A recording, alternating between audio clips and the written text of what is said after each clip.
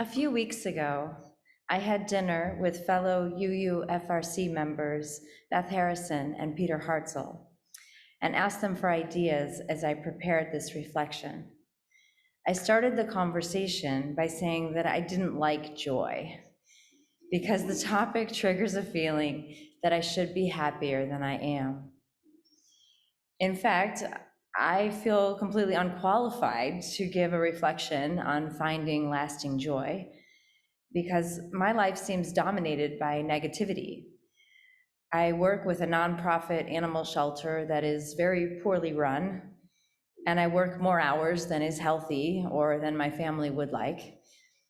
My family moved to the Bay Area just over 2 years ago, even though we didn't really want to, because I thought I'd found a dream job.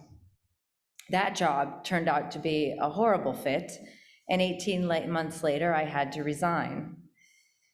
I usually feel overwhelmed by my never-ending to-do list. My interactions at home are plagued by emotional triggers and regrettable overreactions. And then there's the pandemic and California's drought and the plight of factory farmed animals, death row inmates, endangered species, systemic racism, climate change, and on and on. So during my dinner conversation, Beth suggested considering gratitude instead of joy. I replied that I didn't like gratitude either, for the same reason. I should be grateful, but I'm usually not. I feel guilty that I can manage to be so negative, even when I'm really quite fortunate.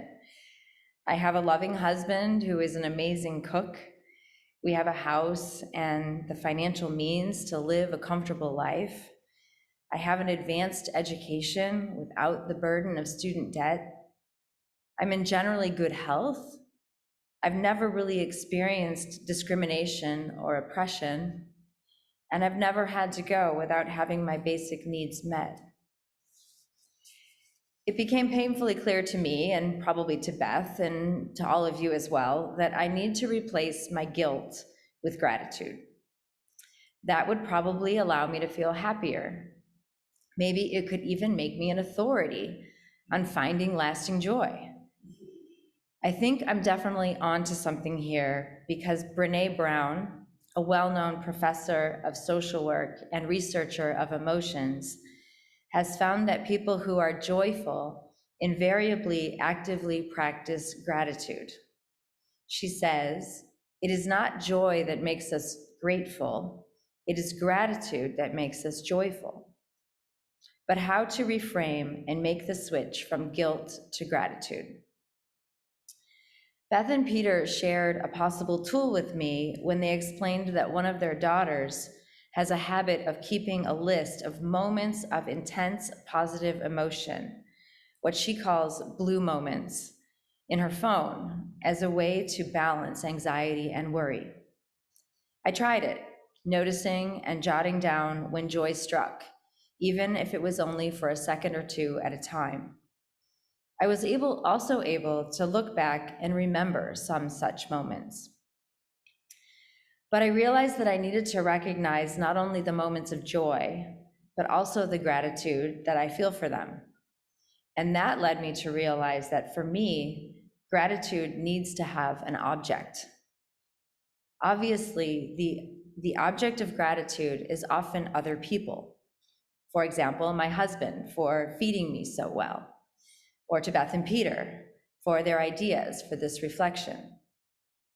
But many of the blessings I enjoy can't necessarily be attributed to specific people, so other objects of gratitude are needed, such as animals, the earth, and God. And this exercise reminded me that God is an essential part of my life. I was raised Protestant and enjoyed regular church attendance as a child. In my late teens and early adulthood, my Christian faith became stronger, and I derived much comfort and strength from it. For various reasons, I left the Christian church in my mid-20s, but not without regret. While I certainly don't believe that Christianity has a monopoly on truth or is the only path to God, it was my first religious language, and it is still the most comfortable for me. In recent years, I find myself increasingly drawn back to a Christian God, and I find that God is often the object of my gratitude. So here are just a few of my blue moments, those brief instances of joy that I noticed or remembered that allowed me to feel blessed and practice gratitude, either to people or to God or both. Number 1, dancing in church last Sunday. I am grateful that someone involved in planning that service appreciates Matt Harding's dancing videos as much as I do, and that I had the opportunity to lead others in something so fun as dancing. Number 2, listening to one of my favorite contemporary Christian songs, Your Love is Strong by John Foreman. I am grateful for talented musicians that can provide music that both sounds amazing and provides profound comfort as they share their faith in a loving God. Number 3, diving into a lake or river on a hot day. I am thankful that I learned to be a strong swimmer when I was a kid, and that this earth offers the comfort of both hot days and cool, clean water. Number 4, reaching out to committed Christians I know in times of struggle and having them pray for me. I am thankful for the flood of comfort that I feel, and for people whose faith is strong enough that they can remind me that I am loved no matter what. I invite all of you to start your own list of blue moments and reflect on the joy they bring and the gratitude they inspire for you. Have you ever thought about the words to that hymn? It's pretty familiar to us. And on Friday, my daughter Isla and I, we had the kind of typical Christmas Friday before Christmas, where we went and got a Christmas tree, we decorated it, put up the lights, and of course we were listening to cheesy Christmas music, and that song came on. And Isla said to me, do you know the story behind that? And I'll be perfectly honest, I'd never really listened to the words. Have any of you do you know the story? It's a really powerful story, actually. And when you listen to the words, it talks about the wind talking to the lamb, and then the lamb talking to the shepherd boy, and the shepherd boy talking to the mighty king, and the mighty king proclaiming. And the wind says to the lamb, see the dancing star in the night. And the lamb to the shepherd boy says, hear a song in the trees, above the trees. And the shepherd boy talks to the mighty king, not the king to the shepherd boy, the shepherd's boy to the mighty king, says, do you know about a child shivering in the cold? And then the king says to people everywhere, listen, people, the child sleeping in the night will bring us goodness and light. And when you think about that, that's an incredibly subversive reframing of the Christmas story. Because if you think of the traditional Christmas story with King Herod, what does he do when he hears about the birth of the baby? He's scared, he's fearful. He kills all children under 2, according to the Bible story. Whereas this king sees the baby as the message of goodness and light. And the fact that the wind goes from the lamb goes to the shepherd boy goes to the king. It's a whole role reversal of the way things normally work. And it's a wonderful demonstration of our Unitarian Universalist 7th principle, the interdependent web of all existence of which we are part. It's an incredibly subversive story, a reframing of the Christmas, but it's even more subversive when you hear when it was wrote. It was written in 1962 during the Cuban Missile Crisis, when the world was under threat of nuclear war. And it was a cry by the songwriters for peace. When you think about it, 51 years ago, the Cuban Missile Crisis was probably one of the greatest threats to human existence that there's ever been. I know the pandemic's bad, I know 9/11 was bad, but the Cuban Missile Crisis, I was a baby at the time, so I don't remember it. So now you know what age I am. But the fact is, for those of you who lived through it, you can probably remember what a fearful time that was. And this song was written as a response to that. So the fact it's a Christmas song, there's implications of the baby, but it doesn't say it's the baby Jesus. It just says the baby. And I think that's a powerful message. It's a powerful message of peace and goodwill and the joy that babies and children can bring. We heard Joyce sharing about a 5th grandchild, and it still brought a lot of joy. You could see it in her face. And for all of us who have children and grandchildren, we know the joy that that can bring. I think it's a rich question when it asks, like, do you hear what I hear? Do you hear what I hear? Is the title of the song. And when the rush of the holidays and the holiday season, we go from Thanksgiving to preparing for Christmas to New Year and then the start of the next year, what do you hear during this time? What are you listening for? Might be an even more important question. I mean, I love Barbie's reflection where she talked about how hard it was for joy and gratitude. I think a lot of it is like, what are we listening for? It's so easy to be cynical in this world. I mean, I struggle with the same cynicism where you see the commercialization. And not all the Christmas songs I enjoy. I can imagine Larry was talking to me about before the service. He said, yeah, I'm playing some of these songs 2 or 3 times a day. And it's hard for musicians, as much as we love them, and I know our music director, Don Rayan, loves a lot of the Christmas songs, but by the time you get to Christmas Eve, they've lost some of their pleasure, and I'm sure the choir members who rehearse again and again and again, the music maybe starts to lose some of its enjoyment. I'm seeing a lot of nodding heads from the choir here. So. Well, it brings joy to us, and we've got to remember that, we're not just the recipients of joy, we're also the givers and spreaders of joy as well.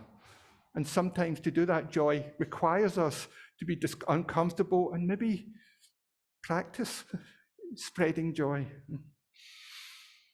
I think it's really important to ask ourselves, what are we listening for? I think that's a profound religious question.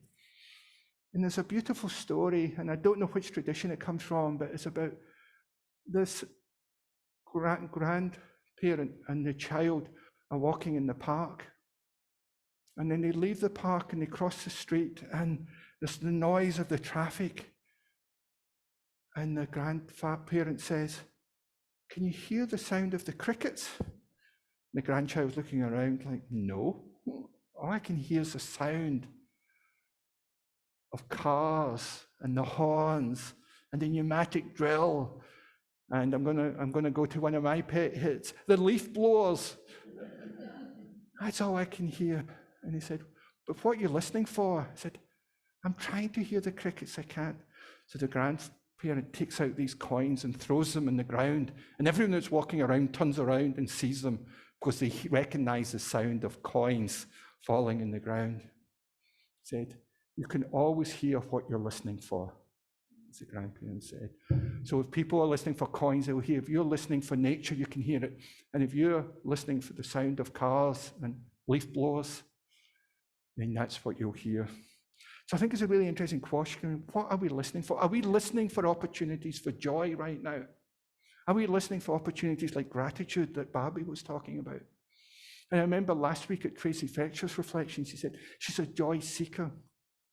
We have to be open to joy. We have to be recipients of joy, and we can be givers of joy. And joy is a spiritual quality. I mean, we often confuse it with happiness, but happiness is a little bit more like some event happens external to us and it makes us happy. Whereas joy is a little more internal. But joy also requires us to kind of be at peace with who we are. There's almost a contentment aspect to joy, that we're satisfied. Whereas happiness can be temporal, joy is more a state of contentment. Yes, you have that pleasure, but it's lasting. And, Brene Brown talks about that idea of foreboding joy. And foreboding joy is that we sometimes don't fully embrace joy because we know it's going to end. So we do not completely open ourselves to joy. I think I invite us, if we listen for joy, we can be recipients, but we need to be open to a lasting set and be content with the joy, the pleasure, and happiness that we have. And then happiness is a funny thing, because in the last 50 years, most people in our country have become richer and healthier, but not happier. And I think that's really interesting. We're richer, which many of us strive for. We're healthier, which is probably one of the most important things, but we're not happier as a nation. And I think that's, why is that? And of course, material goods can bring us to a certain level of contentment with our economic affairs, but it doesn't necessarily lead to us being happier. So I think that's a real question. Are we not listening for it? And we see so much with the commercialization of the media that your house is not clean enough, you're not using the right toothpaste, you're not buying the right food, you're overweight, and we guys get barraged with all these media messages that are just draining, and they're designed to make us discontent. And therefore, we're losing that sense of pleasure and happiness. So I really ask you, what are you listening for this holiday season? And what are we listening for together? What can we hear with each other? Can we ask that question, do you hear what I hear? And then use that as the beginning of a discussion to find, what do we want that's really valuable in our life at this time? Of course, being Scottish, I'm good at cynicism and sarcasm. And I do enter the Christmas season with high hopes and low expectations. And that usually brings some contentment, because, I have hopes for the best, but I realize my expectations are lower, but I want to each year bring a higher level of expectations. And what am I listening for as I enter the Christmas season? So I think we have to be open to the joy of connections. I know many of us are coming back into, come here on a Sunday, because this might be the biggest group of people that we hang around with all week. And we want that connection. It might be a 1-minute conversation here. It might even just be seeing someone across the room that we haven't seen for a year, like Ron mentioned. These type of things can bring us connection and can open us up to that joy and connection. The English author, G.K. Chesterton, he was the end of the 19th, beginning of the 20th century. He's got a beautiful reading, and it's quite long. Now, he was a devout Christian. Some of you may know him from, he wrote the Father Brown detective series, and it's on public television. And I know as Unitarian Universalists, we like our public television. And this is from Tablet 2. This is G.K. Chesterton. What has happened to me has been the very reverse of what appears to be the experience of most of my friends. Instead of dwindling to a point, Santa Claus has grown larger and larger in my life until he almost fills the whole of it. It happened this way. As a child, I was faced with a phenomenon requiring explanation. I hung up at the end of my bed an empty stocking, which in the morning became a full stocking. I had done nothing to produce the things that it filled. I had not worked for them, or made them, or helped to make them. I had not even been good, far from it. And the explanation was that a certain being, whom people called Santa Claus, was benevolently disposed towards me. What we believed was that a certain benevolent agency did give us those toys for nothing. And I believe it still. I have merely extended the idea. Then I only worried who put the toys in the stocking. Now I wonder who put the stocking in the bed, and the bed in my room, and the room in the house, and the house in the planet, and the great planet in the void. Once I only thanked Santa Claus for a few dolls and crackers. Now I thank him for the stars, and street faces, and wine, and the great sea. Once I thought delightful and astonishing to find a present so big that I only went halfway into the stocking. Now I'm delighted and astonished every morning to find a present so big that it takes 2 stockings to hold it and then leaves a great deal outside. It is large and preposterous present to myself, as to the origin of which I can offer no suggestion, except that Santa Claus gave it to me in a fit of peculiar, fantastic goodwill. Those are the words of G.K. Chesterton. And I love that idea. I mean, Barbie talked about this idea of, well, I can't maybe get to joy, but maybe I can get to gratitude as a path to joy. And I love that idea of G.K. Chesterton having that gratitude for the universe, for the world, beyond the stocking at the end of his bed. And I think when we look around, we can all find some things that we're thankful for. This religious community, our family, friends who care about us. And maybe that's a list that we need to do, that blue list that Barbie talked about that came from Peter and Beth, about what are those things that we're grateful for that brings us joy? And let's note them and listen for them. Those are the things we can listen for together. Because we can set our intentions. I mean, our placebos work. It's medically proven that placebos work. And we don't know why, but people, if they think, is it positive thinking? Is there something more than that? Of course, placebos work better if it's a doctor that's giving you the medicine than some Scottish minister who you don't know. But the placebos actually work. So what we set our attention, what we listen for, if we're listening for gratitude, if we're listening for joy, we're listening for goodwill, we're listening for love, all of these we can bring and be more open to it. And it's not guaranteed it's going to be lasting, but we need to be open for it and give it the opportunity. And along with gratitude as a path to joy, I want to open up another possibility, and that's the idea of celebration. One of the things that religious community does is we celebrate joys, as we do in the joys and sorrow tradition. We celebrate births, we celebrate child naming, we celebrate marriages, we celebrate lives in memorial service. And let's bring mini celebrations. Some of us will be gathering with family. Let's be joyful at that. And we know some of this can get thwarted, that we heard the tragedy around Ellen's son-in-law, the assault, and these relationships get broken. But let's celebrate when we do get together, because we never know what's going to happen next. So when we are in that moment, let's celebrate it joyously. Let's celebrate it with gratitude, and let's celebrate it with gusto. Because Ralph Waldo Emerson, the 19th century Unitarian, said, a person will worship something. Well, this is attributed to him.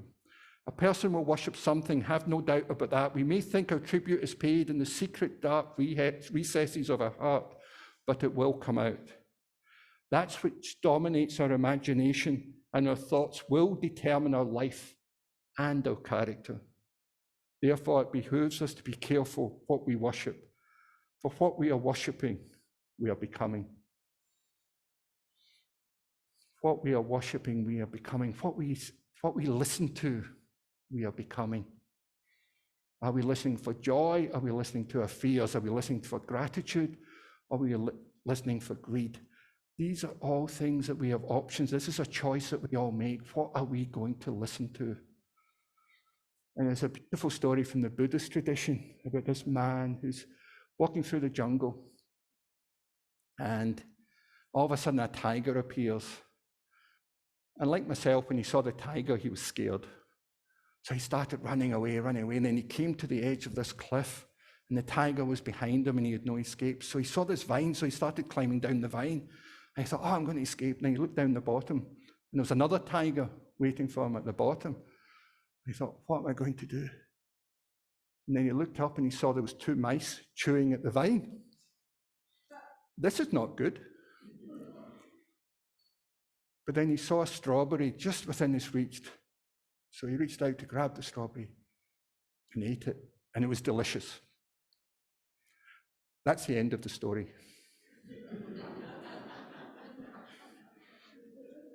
So what do you take from that? I mean, you could add, I take it as a metaphor for our life. There's a tiger that we're moving from at the beginning. There's a tiger at the end of our life. Our lives are finite. There's challenges like mice, and the vine is the timeline that we strive through. But when you get the opportunity for pleasure, take it and enjoy it and relish it. So I'd like to close by a quote from Santa Claus. No person is rewarded for what they received. People are rewarded from what they give to others. Okay, that might not be from Santa Claus. But something can be true. Truth can be true even if it's not the truth. And I want to get over this idea of guilty pleasures, because if it gives you sincere happiness, then relish it and enjoy it. Embrace it and nurture it. And then if you can, spread that to others, because as I said, we're not just the recipients of joy, we're the givers of joy. And the word super spreading is taking on a lot of negativity in the last 18 months, but could you imagine as a religious community, we could be the super spreaders of joy in our neighborhood? That's something I want to spread, because fundamentally to my mission for my ministry is to spread love, justice, and joy. Because joy is a vessel that allows us to hold the struggles, to allow us to hold the hardships. And the justice work we do is a path to joy. It's not an end in itself. We want to bring more joy into this world. We want to bring more joy to those people that don't experience it daily. That's why we do the justice work. So we do want to spread love, justice, and joy. So I invite you, what do you want to listen to this holiday season? And what do you want to bring to the world right now? Can we be the bringers of peace, love, goodwill, and justice to a world so badly in need of it?